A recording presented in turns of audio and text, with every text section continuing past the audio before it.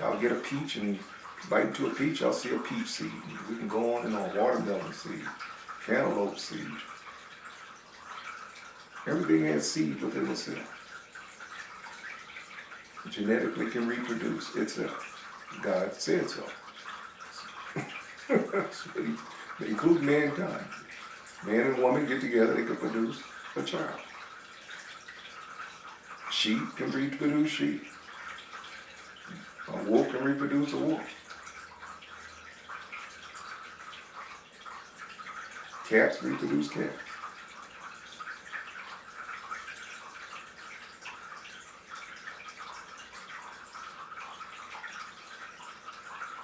Everything after its kind, whose seed is of itself upon the earth. And it was so. And the earth brought forth grass, and herb yielding seed after its kind, and the tree yielding fruit, whose seed was in itself. Apple produced apples. Peaches produced peaches. Grapes reproduce grapes. Everything has a seed within itself.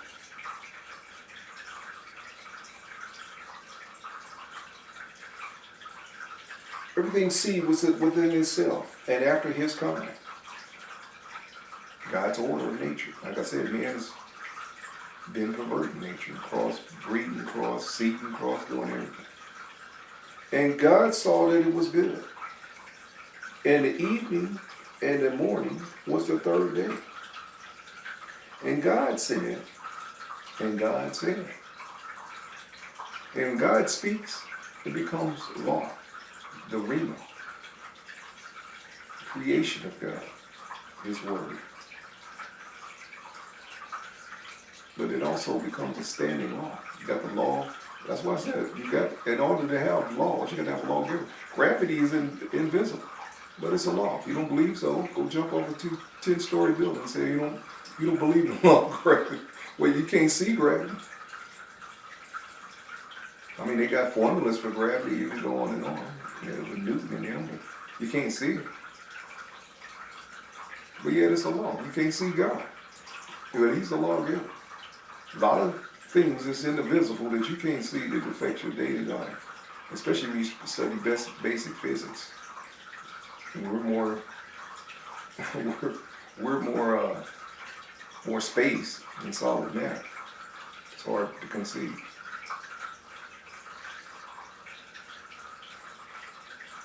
Everything is made up of the invisible.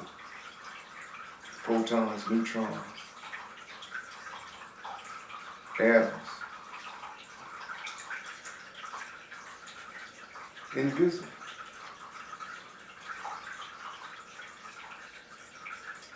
Making up the visible that you see. You can't see gamma rays or ultraviolet rays. But it affects you need that to survive. We need that for life. Plants depend on it. The photosynthesis. But you can't see it. A lot of invisible that affect the visible. You can't see a virus. Especially this one that the boogeyman they done built up. Can't see him either. Viruses are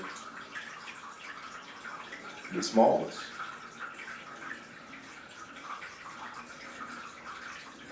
Of the microbe family, of the 5 microbes. Can't see it,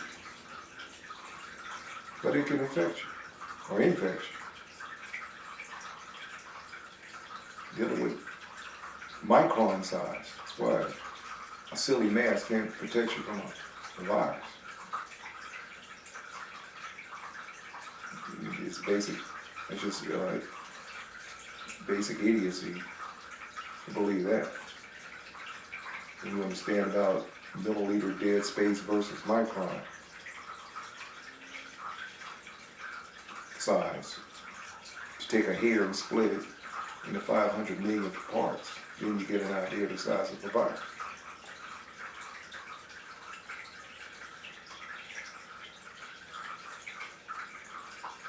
But anyway, a lot of invisible that affect the visible that you can't see.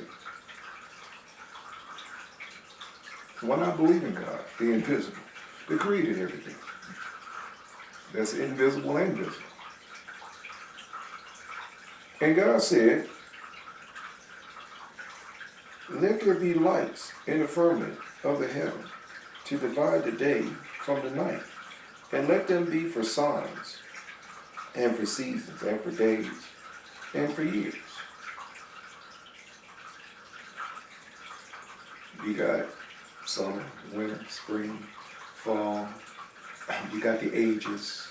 We're in the age, I believe, of Capricorn right now. The age of Aquarius is coming up. God deals in ages. This earth has been around here a long time, for ages, eons. The Bible says 1,000 years with the Lord is one day to him. And a day is 1,000 years. God deals in ages. He's not on our time clock. That's why I'm easing into this topic. But those want to rush you out. When you're dealing with, that's Psalms 94. If you want to look that up. God deals in thousands of years. So why are you sweating him? He don't hurry up and answer your prayer overnight. That's why I say you got to be patient when you're dealing with God. He has no clock. He's outside time. We're in time. He's outside time. He's outside his creation.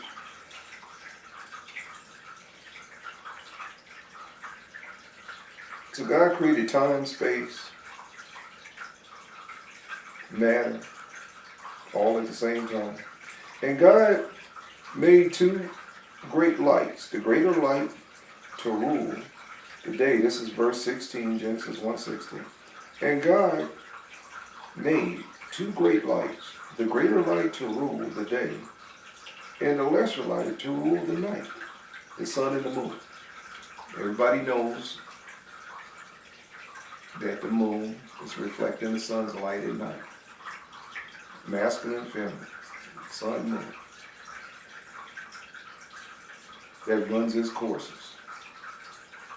God's law. They obey God's law. Everything is obeying God's law. Except man. And Satan and his crew.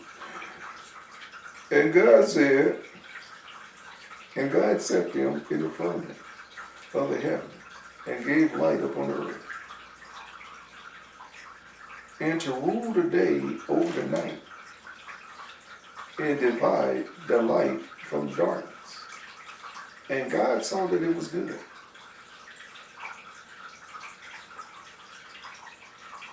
And the evening and the morning were the fourth day. The evening and the morning were the fourth day.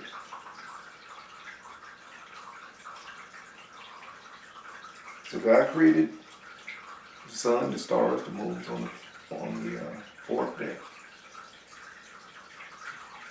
And God said, let the waters bring forth abundantly. And also all the seed and everything after it's come. Creation. 4 is the number of creation. And God said, let the waters bring forth abundantly. And the moving creatures that have life, and the fowl, that it may be above the earth, up on the firmament of heaven. So he created flying creatures to fly into heaven, and he created sea creatures to move, water creatures to move in the water. You know, the whales, the dolphins, the fish, and things like that. And God created great whales and every living creature that moves. You have to be in awe of God when you even study God's creation, just a little bit. How complicated, how intelligent the animal kingdom is. Everybody has their own gifts and powers. I mean, the octopus has 9 brains. very, very smart creature that looks like he's from another planet. Shows you God's imagination. Can squeeze into a jar. Can open a jar. God's creation. And God created great whales and every living creature that moveth, which the waters brought forth abundantly after their coming. Everything can reproduce itself. Every winged fowl. And you know how complicated the genetic code of a bird is? His wings. I mean, everything about him. Feathers, reproducing itself. The computer programming, if you got a geneticist, geneticists understand the genes are RNA, DNA, genetic code is a computer program. That's all the genetic code is a computer program. In order to have a computer program, you have to what class? Raise your hand if you think you know what I'm saying. Have a computer programmer. It's common sense. That's why it kicks the ignoramus, the atheists in the tail, along with the evolutionists. They usually go hand in hand.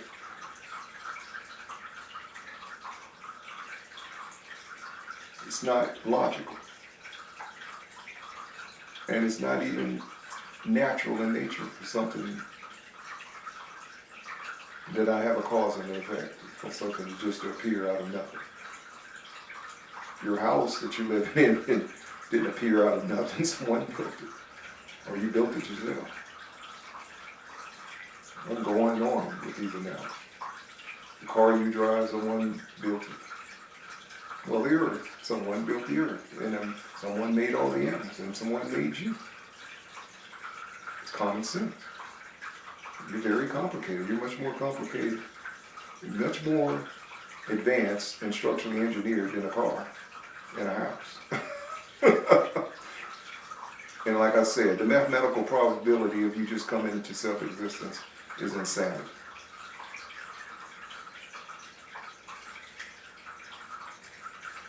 Most atheists are just pissed off with God, that's all. They really don't believe in him. Just had a bad experience with him. And God blessed him, saying, be fruitful and multiply, and fill the waters in the seas, and let the fowl multiply in the earth. And the evening and the morning were the fifth day. And God said, let the earth bring forth the living creatures. Now, the reason I'm taking my time going through this is showing you God said, God said, God said, and it still is.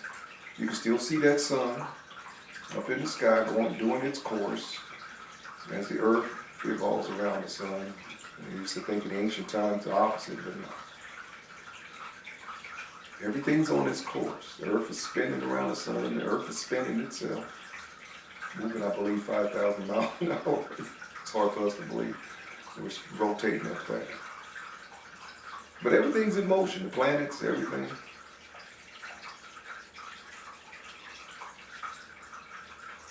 So you got the God's laws of gravity, everything in full effect. God's there. Stars are still up there. God's clock. Precession of the equinoxes for each age. Like I said, we're coming up on the age of Aquarius now.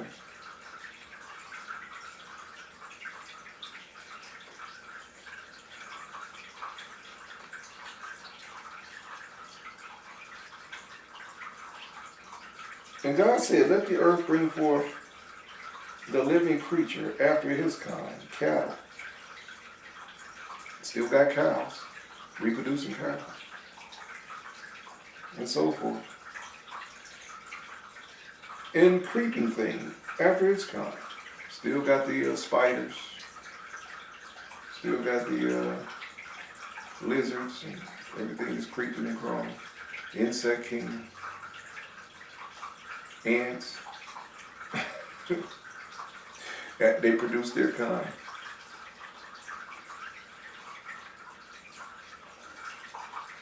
And the beast of the earth.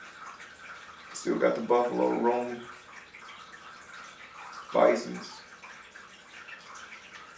And the bovine family and cattle.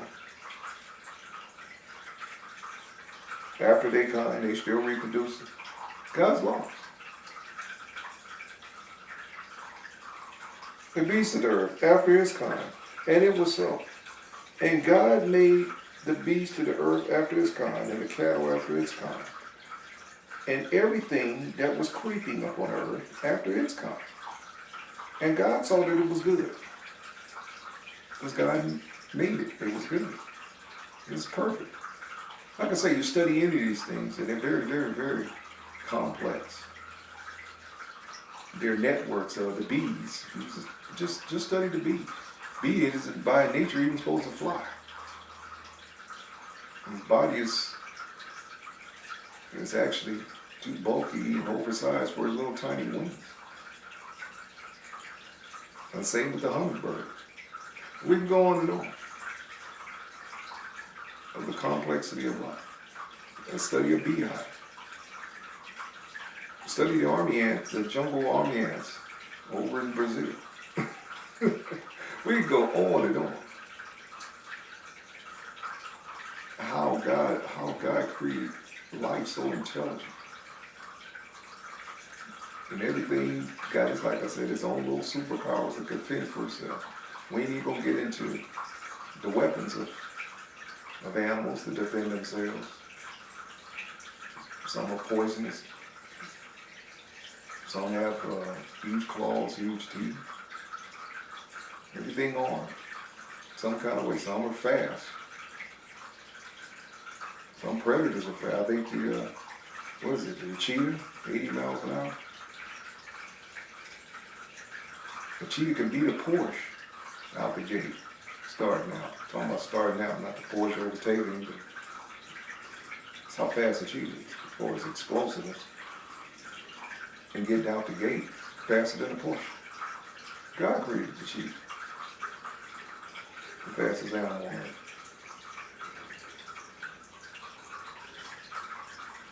It's a bird. I believe it's in the, if I'm not mistaken, in the falcon family. 200 miles an hour. It's either a falcon or eagle. It's been a long time since research. I know it's either one of them. I'll probably go with the falcon. Could be the eagle. 200 miles an hour. This bird can get up to diving speed.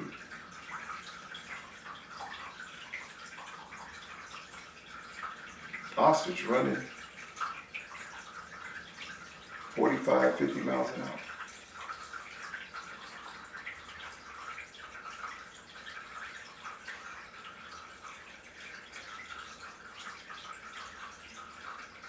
The horse.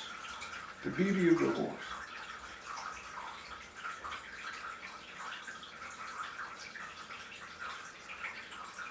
The engineer knew the horse. Study the horse. Power and speed and grace and beauty. How can you not believe in God?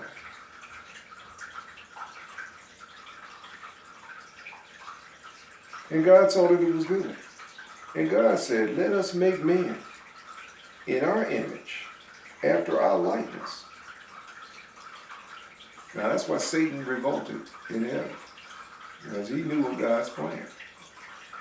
And furthermore, God said that these superior being angels was going to serve man. And that's made in God's image. And he revolted. He said better to reign in hell than to serve in heaven. So he got the boot. God got a place for him. He's got his clock set on him. I believe it's Revelations 20. of the 2010, if I'm not mistaken. The lake of fire, with him and his boys. That's their end. But God gave him a little chance to play God.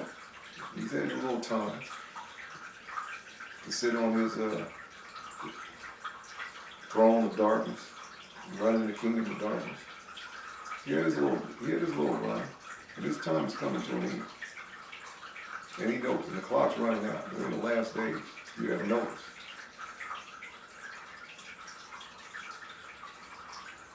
And God said, let us make men in our image, after our likeness, and let them have dominion over the fish and over the sea. Now pay close attention to this. God gave man dominion over everything. Everything, the whole earth. Only man was to bow to God and worship God. That's it. God made him, quote unquote, little g of this earth, a little God. Now that's been perverted by Satan. And we're going to see that in a minute. Because God also has a box that he puts you in, and you stay in it until he takes you out and exalts you. He puts you in a bigger box. You go from box to box with God. That's one thing Brother Jay has learned in dealing with God. He learned the two things. God has no clock, and he has a box to keep you in, and he elevates you from box to box when it's time to do so. That's why the Bible said, humble yourself before God, and he will exalt you in due season. Too many people out there, they didn't go through the backside of the mountain of God's training and exalting themselves. So I throw that in for free. They want to be teachers when they should sit down, shut up, and get taught first. Why is too many babes running around trying to teach? And God didn't call them for that. So I throw that in for free.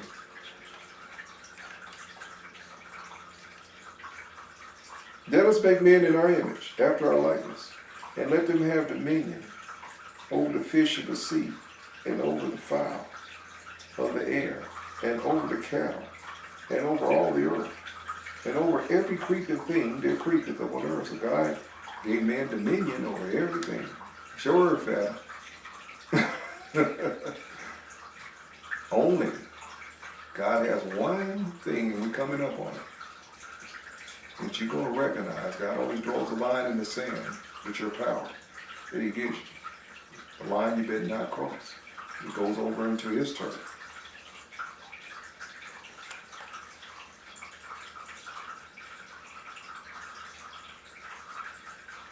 So God now, this is what trips people up. This is Genesis 1:27. So God created man in his own image. In the image of God created he him. Now pay close attention to this. This is what trips a lot of people up. Male and female, he created them. Now, he created man and woman, this verse is saying right here, together, one time. Now pay close attention. In Jewish folklore, Adam had more than one wife. And this is his first wife right here. They were created equal. His first wife was called Lilith. Now her name, from the ancient Sumerian, Lulu, means night monster.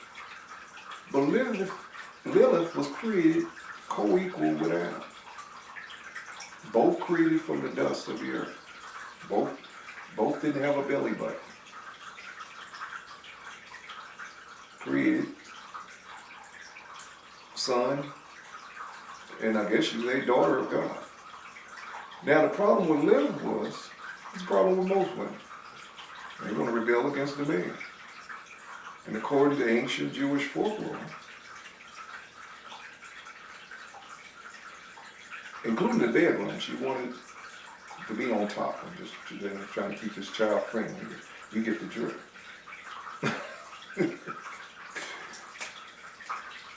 And she didn't want to be, and her husband tried to dominate her, Adam. And she rebelled. And she turned from Adam.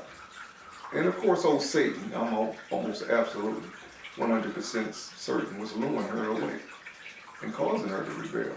So she did. And she got the boot. Adam tried to force her to leave the garden. Like, get out of here. It was his first divorce. The angels tried to get her, and she wouldn't listen. So God created her with free will, like He created Adam with free will. She joined Satan and his crew. And according to Jewish folklore, became Lilith, the female demon that seduces men in the night, a siren. And that makes perfect sense. There's also folklore that Lilith married Satan. I don't know about all that, but that was his wife. But I'd actually believe, and it's saying right here in Genesis, read it again. Verse 27. So God created man in His own image, and in the image God created He him. Male and female created He them. That makes sense. Eve comes later. Eve was not Lilith. Now let's read on. Now, after the fallout in the garden with Lilith, the drama, Adam was alone, which could have been, now he had to name everything. You know, Adam named everything on the planet. You're a black bear. You're a cheetah. You're a lynx. You're a brown recluse spider. You go on and on. He named everything on the planet. You know how long that would take to name? God brought them to him. They said, well, and as the name has stuck and it's become. Adam named everything you see. Everything you call in it, the lion, when you look at a lion, the tiger, Adam named it. The names have stuck and become. God gave man dominion over the earth, over His creation. You're an elephant. You're a blue whale. You're a sperm whale. We go on and on. You're a platypus. You're a beaver. You're a Tasmanian devil. And the animal became that nature. You're a honey badger.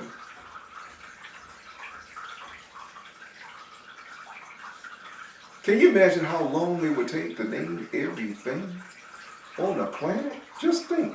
All the species of birds, there are, how many thousands of, we talking eons, I believe, between that space when He gave Lilith the boot out of the garden. Here's your walking papers, you're divorced. Adam was divorced. It makes perfect sense. So, after all this naming of all the animals, and God knows how long that took, this man was lonely. It wouldn't make sense for God to make male and female, He, them, we just read earlier, so they can reproduce and make man by himself. That's not common sense. That's why I say you can use critical thinking and apply it to anything, including Scripture. You don't have to be a dummy. That's why Adam was alone for a long time, I believe. And this earth been here a long time. It's a big gap between Lilith and Eve. his second wife, between Lilith, his first wife, and Eve, his second one. Big time gap. And God blessed them.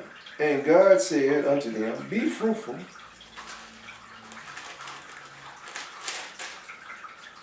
and multiply. God ain't with abortion. God is supposed to be fruitful and multiply. Have many kids as you want to have. And replenish the earth. In order to replenish the earth, in order to replenish, there had to be something to plenish. You can't replenish something if there was nothing there. You get what Drew?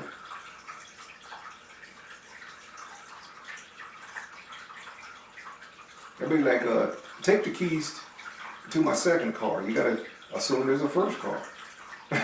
It's logical, deductive reason.